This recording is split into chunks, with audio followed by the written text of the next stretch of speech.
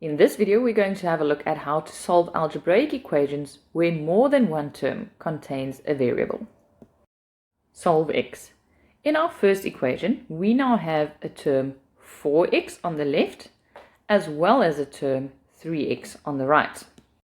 This means that we cannot immediately get the term that contains an x alone on one side.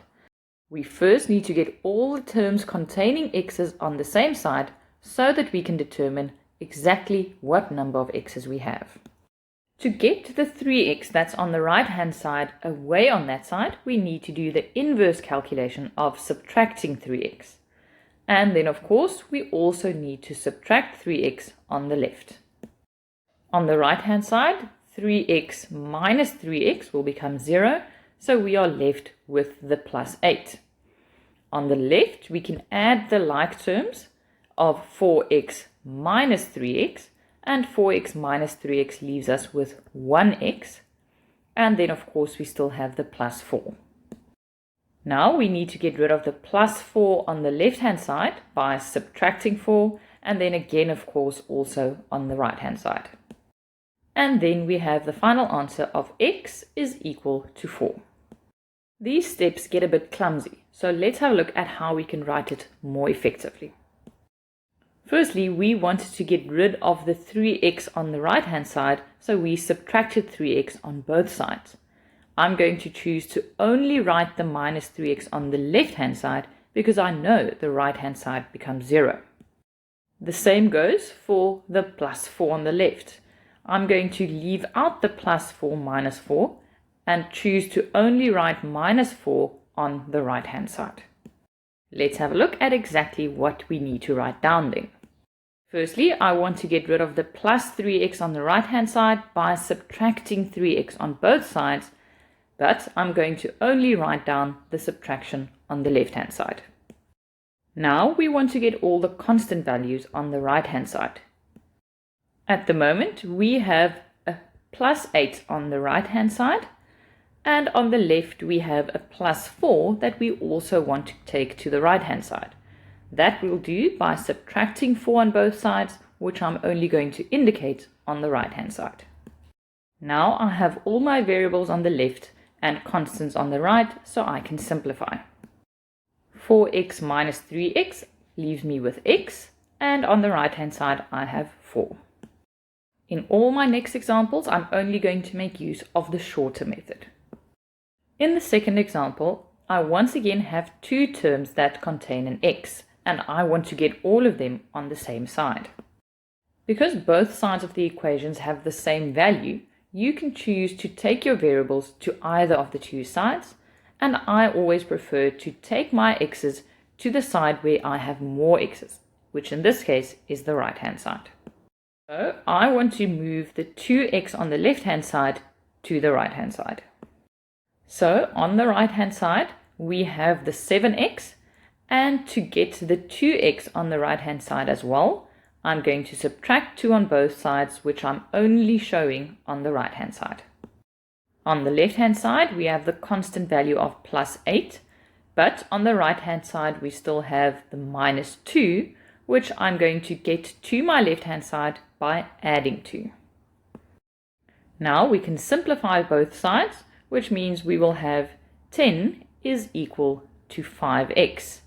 And to finally solve x, we need to get rid of the multiplied by 5 by dividing both sides by 5. So in the end, x will be equal to 2. Let's say you chose to take all your x's to the left hand side. Then you would start off with your 2x that's on the left hand side, but the 7x will then have to be moved to the left hand side by subtracting 7x. On the right hand side you have the constant of minus 2, and the plus 8 on the left hand side will then have to be subtracted on the right hand side. Once again you can now simplify both sides, so you will have minus 5x is equal to minus 10, and lastly you will have to divide both sides, but this time by minus 5. Once you've done that, you will get the same answer of x is equal to 2. From this, you can see that it doesn't matter to which side you choose to move all your variables.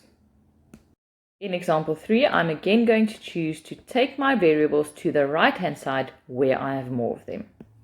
So I'm going to start off moving the minus 2x that's on the left-hand side, and the inverse operation of the minus will be plus 2x on the right-hand side. On the left-hand side, I have the constant value of plus 5, and now I also want to move the plus 10 that's on the right to the left by subtracting 10.